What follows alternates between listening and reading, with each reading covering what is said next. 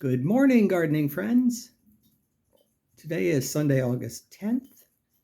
It's a beautiful day today. It's later than usual. It's about 11 o'clock. And it's probably in the low 80s, 81 or 82 outside right now. And I thought we'd start here in the front porch. I cleaned up some of my plants here.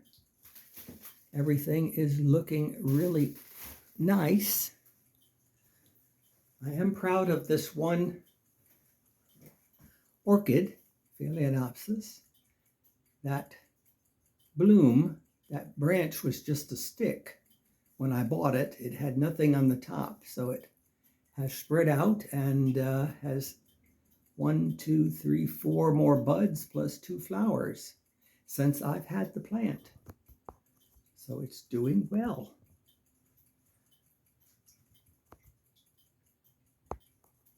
That fern, staghorn, is looking good.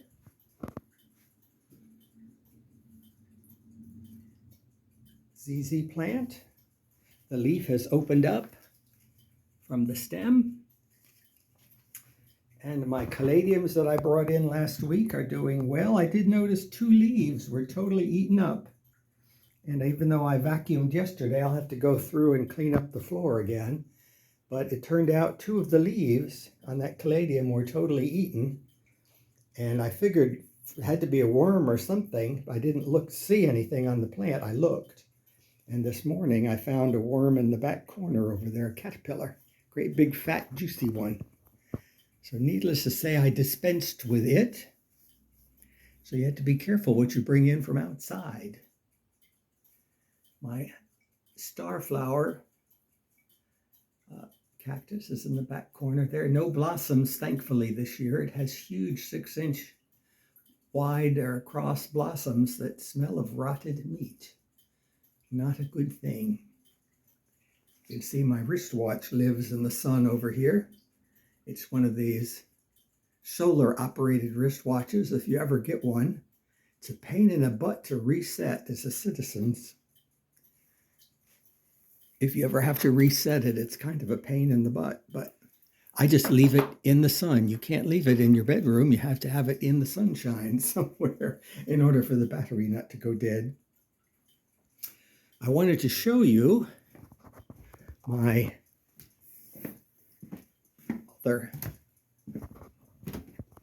Phalaenopsis. I bought this a couple weeks back at a grocery store called Publix, and it has since all the flowers have opened up. It seems to like this spot. This is where that other Phalaenopsis lived. It actually lived in this dish.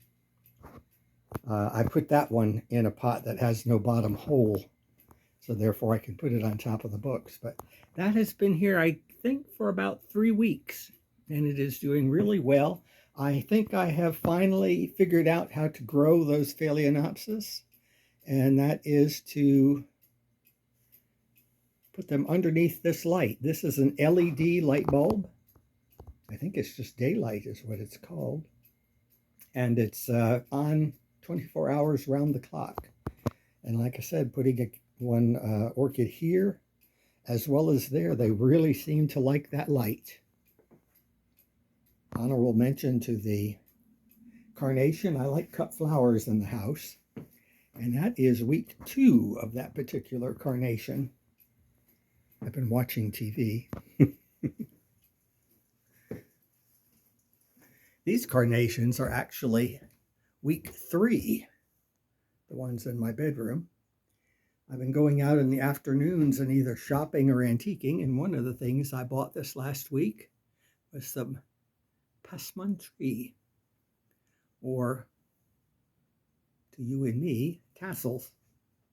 But they are pretty, great big ones. Oh, while we're here, let's take a look in the kitchen. See if there are any roots on the pothos that I took the cuttings from. And I think, let's take it to the sunlight or show the sun.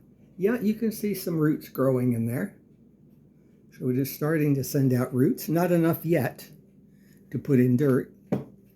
I probably ought to put that closer to the bright light, but when they don't have roots, you really don't want to put them in the sun.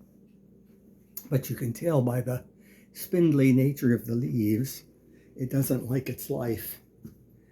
Some more carnations that are 2 weeks old.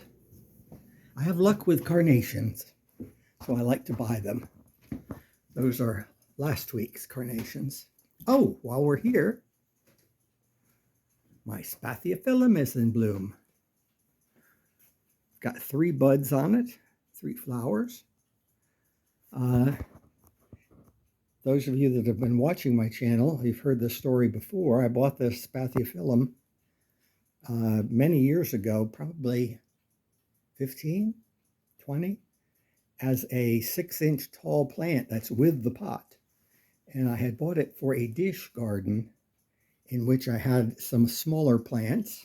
It was a basket covered over with Spanish moss. And I believe this African violet was also in that cluster. But needless to say, through the years, that Spathiphyllum has grown and grown and grown more, so it loves its life right now. So without further ado, I don't think there's anything else of note in here. Let's take a walk outside.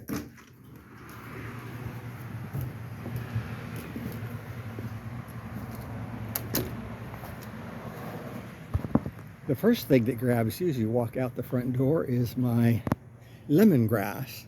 It's not done growing yet. It's not a good idea to have it next to your gate because the grass has sharp edges to it.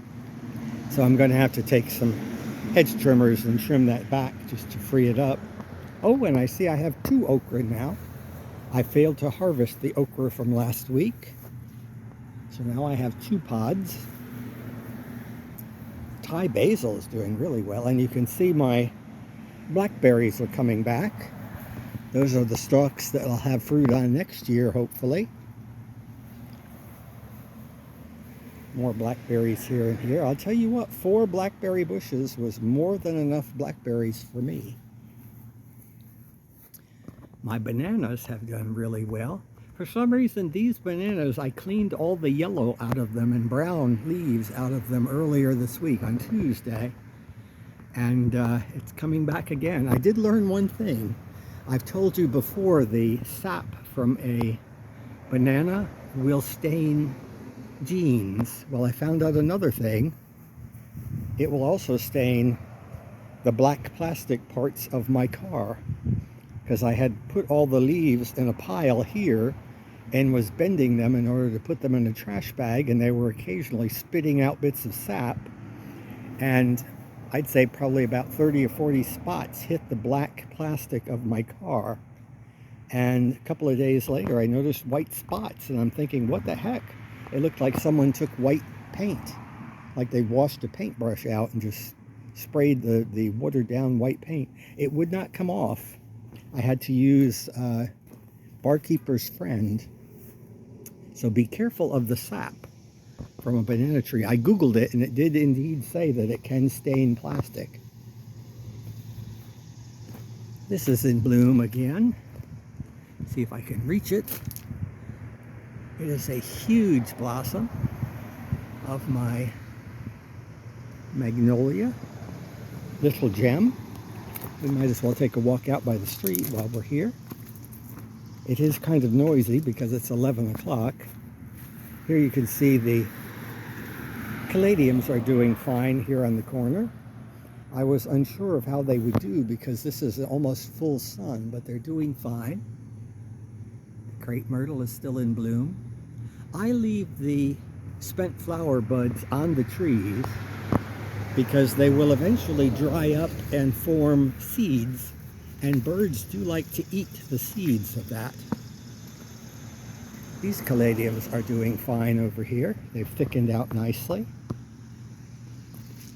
They're kind of protecting my lilies. What are they? Flax lilies. And I don't know why these are exactly the same caladiums, because they came from the same bag, but they don't look it. they don't look anything like the caladiums on that side, so go figure. I don't know what the story is with that. Caladiums are coming up nicely over here as well. Pretty much all the caladiums are doing fine. Mandevilla is looking spectacular, as is the Australian tree fern. It is now easily 7 foot tall. Oh, and this is a special note. This female cycad finally sent out its bunch of leaves through its cone, and you can see the seeds.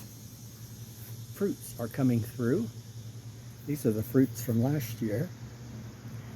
And what I did, because it's sending out all those shoots, they're about 1.5 feet on the top, I went ahead and cut all the green leaves off of the stalk. They want to be a clump, and I don't want it to be a clump because it will really swallow up this whole corner of the yard. And so, since it has leaves on the tops, I took all the leaves off the bottom of it. Let's take a quick walk through of my camellia garden. My loropetalum is coming up nicely. The fig, since it hasn't rained much the last couple of days, has straightened up, and it is easily 9 feet tall, probably 10 feet tall. It is a black fig, a Sicilian black fig, Italian black fig. Not a single fig to be found yet. I'm looking there, they look like buds, they don't look like figs. So exceptional growth this year, because it all was cut back down to that stub here. So everything above that grew this year, but no figs. Here all is well. The cassia in the front yard is coming up. It's got some other growth at the bottom. I do like this little evergreen, but it's being covered over by the eaten up caladiums. That is a cryptomeria, a crypto plant.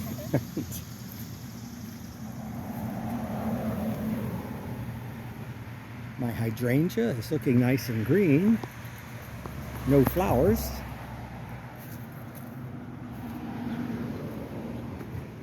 I don't know what's going on with the inflorescence. It's getting some kind of fungus on it.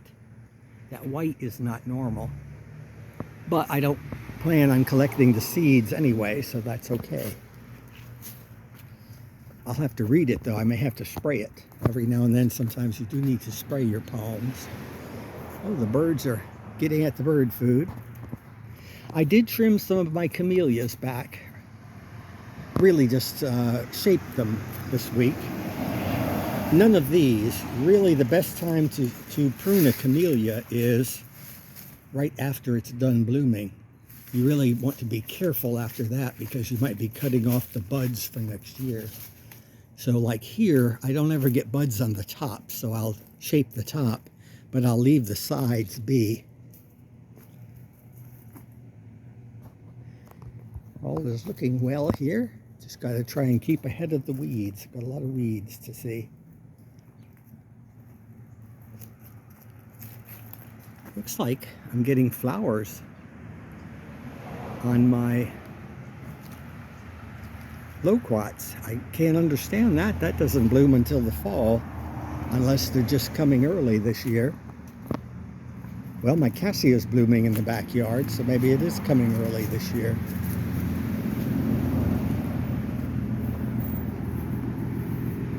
The bananas have gotten huge. I may have to fertilize them. That may be the reason why these in the front yard have got the yellow, because I just cleaned all the yellow out of that on Tuesday.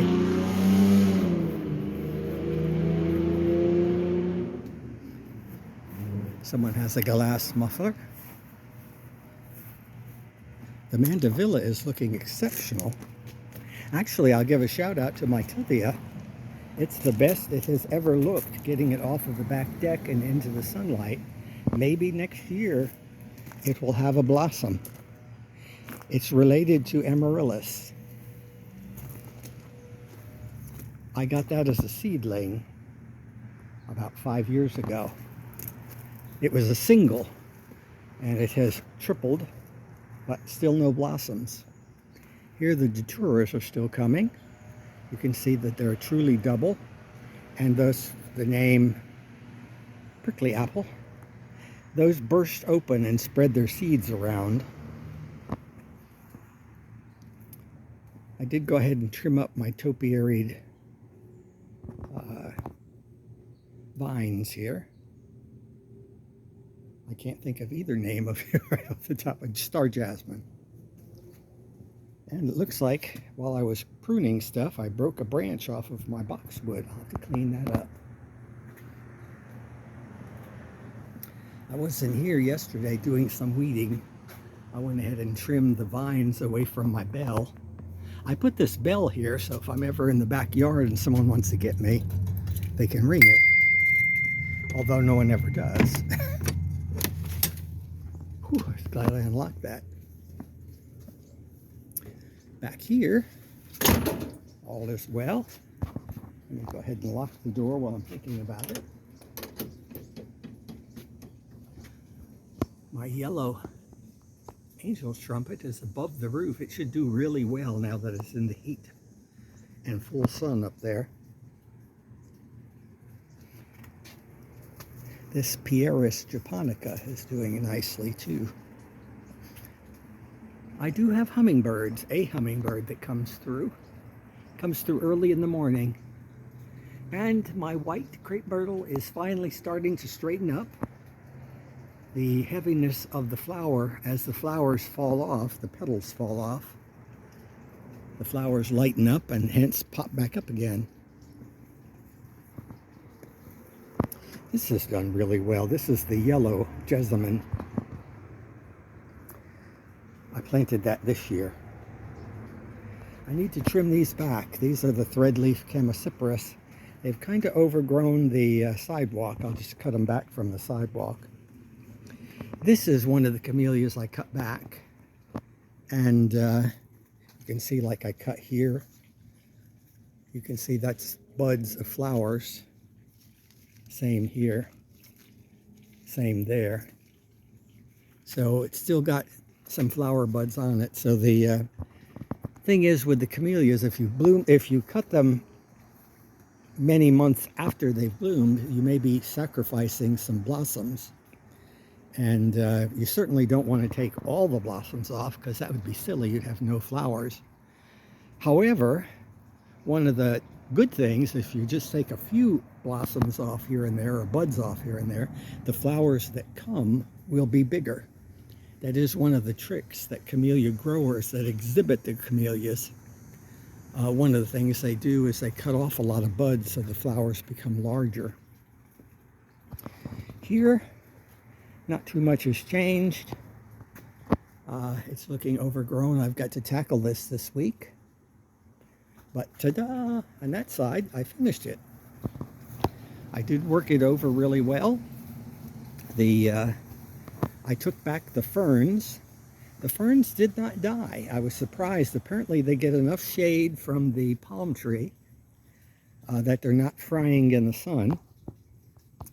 But there was a huge camellia over here that I took out this week. Cut back the plumbago. Now that exposed the encore azalea. And I moved my ginger lilies to here. All of those ginger lilies were in this area. And I cleaned up the area in front of the garage to open it up, have it be a little more airy. And I took all of my butterfly gingers and put them here. Toad lilies still doing well. Oh, I do need to replace this Nico blue hydrangea. For some reason, it did not do well this year. That has been there for over 10 years, so it may have just reached the end of its life. But you can still buy Nico blue, and I will get another one. I also had pinecone gingers in here, and I did not know what to do with them because they get rather tall, and I don't like, now that the garage is looking better, the garçonnier is looking better, I don't want to have it rot again by having a bunch of plants in the bottom of it. So I want to move them, but I didn't know what I was going to do with them, so I just cut them down. So it's not going to kill them. What it'll do is it'll delay them. They'll grow, and I'll have time to figure out what I want to do with them. But right now I couldn't figure it out, and I figured rather than pull it up, well, to be perfectly truthful, I tried pulling them up, and I didn't have the oomph to do it. So if I get them pulled up, I'll have to wait for my yard man to do it for me, or else dig them up. These ginger lilies, these butterflies, are doing so well here that I think I'm going to let this clump stay. You'll notice I can't be totally even because I have a cardamom ginger at the base of that pear tree over there. And I do have cardamom over here, but I figure this is a ginger lily and I don't want to sacrifice the flowers. So I'm going to let this one stay, but I'll move the bunches of that are outside that clump, and I'll put them here where the crocosmia was. Crocosmia is a weed, and that's what used to be in the spot where that other ginger lily is over there. And the cats just seem to like stomping on it. And as it is a weed, I figured I'm just going to get rid of it and I'll put something else there. This is where I dug the crocosmia up earlier in the spring, and you can see it's hard to eradicate, so you're always going to have it. I'll always have more. This is the pinecone ginger that I cut back, and I'm going to do the same here. It is a nice ginger, but it has no scent, and you really don't want it in your face. It's a good ginger to be seen from a distance. I'd sooner see these other plants exposed, so I will be cutting that down to the ground and putting the butterfly ginger there, and then opening up this area in here as well. So it will happen next week. It has been pleasant. We've been having some cool evenings and cool mornings. So that's the one good thing about getting out in the yard early.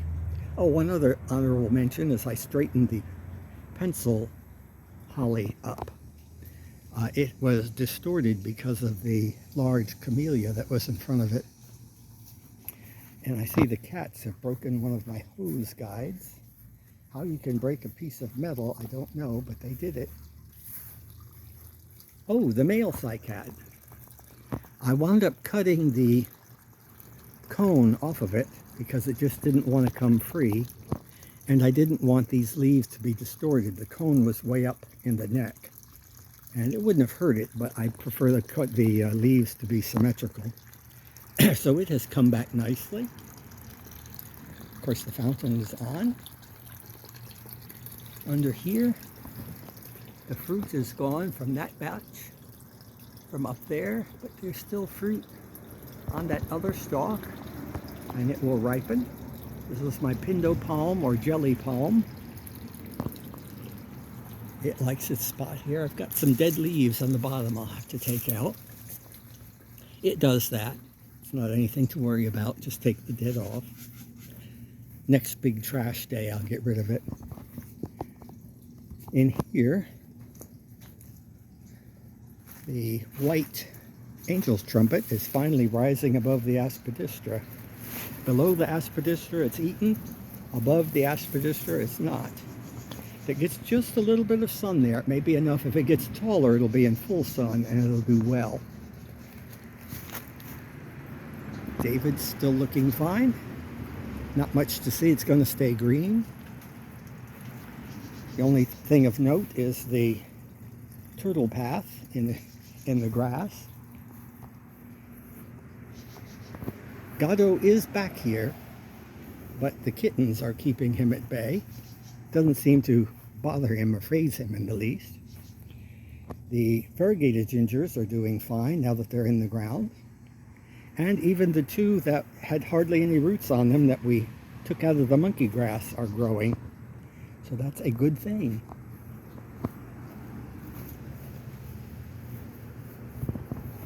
Once when things get established, it's hard to kill the things that like your yard. The trick is to find out what likes it and what doesn't.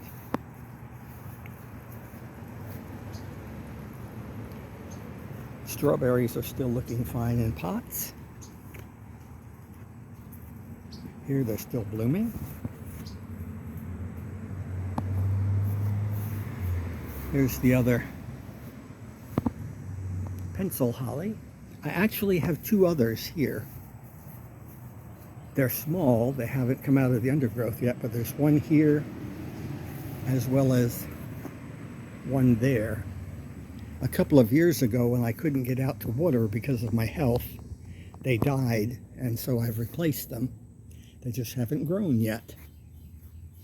This angel's trumpet is so huge, it's getting tangled up in the tree. I'll have to get up there and trim it back. Of course, butterfly ginger is blooming. So far, Chamaecyparis looking good. All is well.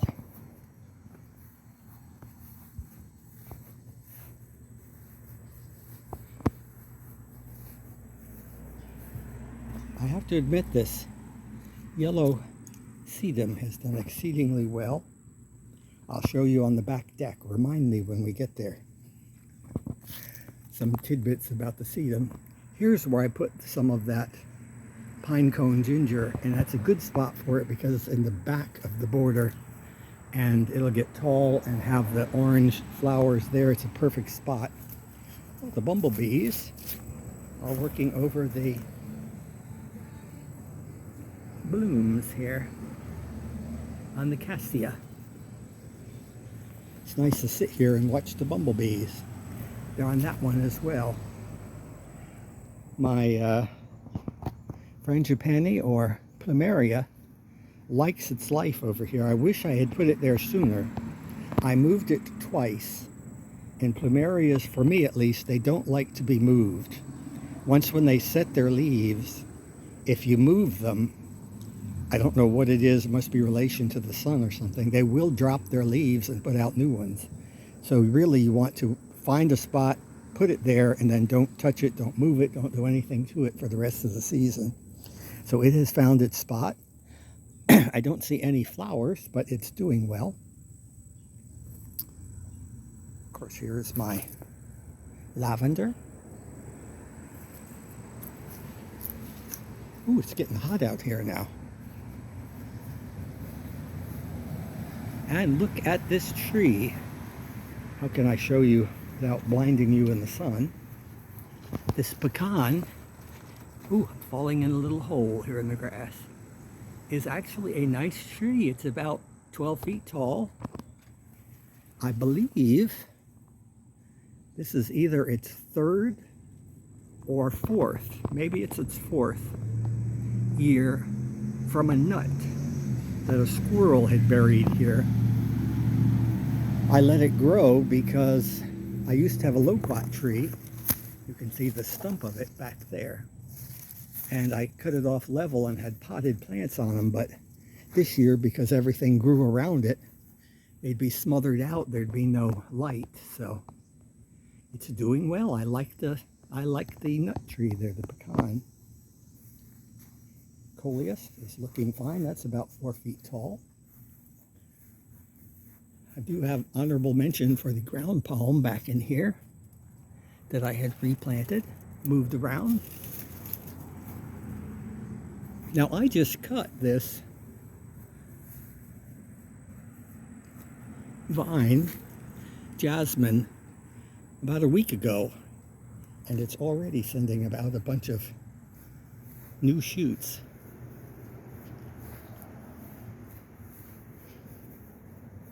The bees usually are working over the flowers, although I see they're closing now on the wandering dude, the wild wandering dude.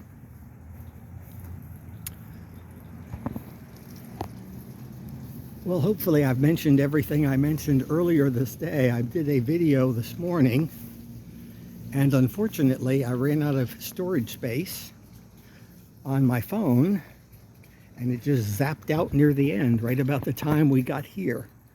So hopefully I've talked about all the same things I said in the original video. If not, you'll never know. But things are still looking fine up here. I did go ahead and work this deck over quite a lot this week. I trimmed back the loropetalum.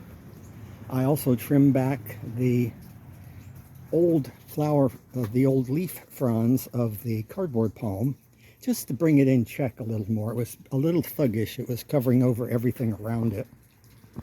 This is doing nicely. It's a little bent because the loropetalum was a little bit of a thug, but it is my golden chalice vine.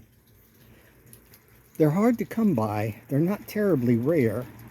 You could probably get them online. Well, really, buying things online is the way to go nowadays, except for the shipping. You can get just about anything you want online. Oh, pay no attention to the cane dangling from the umbrella. I've had that cane for about 40 years. Originally, I got it when I had a foot operation many years ago. Well, 40 years ago. And now I use it quite a lot. So much so, it had been painted black and had chipped many times from falling or bumping into stuff, whatever. And it got to the point where my friends were ashamed to be seen with me walking with an old chipped up cane. I have many canes, but this is my favorite. So I went ahead and sanded it, and I stained it. What was the name of the color? It was a coffee. Espresso. I stained it with espresso stain, and this is the second coat of polyurethane on it. So I hang it from a little hook up there and let it dry. I've got one more coat of polyurethane to go, but it actually came out pretty nice. I'm really pleased with it. I just painted it, so I can't move it right now or touch it. Honorable mention to the Nepenthes. I cleaned it up some this week. All of these pictures that you see are new. If you see my videos from the winter, when I brought the Nepenthes in to save it from the frosts, the pictures all dried up and fell off, or I cut them off, one or the other. So all of these pictures are new since spring of this year when I brought it outside. And it has a lot of new growth up here, which is promising. My species amaryllis are starting to come up again. They lose their leaves after they bloom, and they stay dormant for a while, and now's the time when they basically come back. This is a ginger lily tricolor. I don't like it. I got it on sale. I would not buy it again. It is not a pretty plant, only because it always has dried and dead leaves. You can cut them every day and more will dry for you. So I don't know if it's the cats or whatever, but I would not get that again. This nun's orchid is doing really well. That's the mother plant from those two small ones that are in the shade back there. This is beat up a little. Well, for one thing, this is up here is where that worm was. So chances are it was eating some of that on its way up there. There's the caladium that's going to come in the house next. This is doing okay. It's not dying. I can never remember the name of it, but I'll think of it later. The white crepe myrtle is doing exceptionally well, especially now that the petals are falling off. It's starting to get upright again, as well as the desert rose has stopped blooming. Eucalyptus, that's what that is. My first time growing eucalyptus. So it looks like it's got some shoots. I don't know whether it's good or bad or whatever. It lost all of its leaves at the bottom, and it's getting sprouts there now. But yeah, that's about all the news that's fit to print. Oh, I see there's a kitty toy over there that I'll have to get.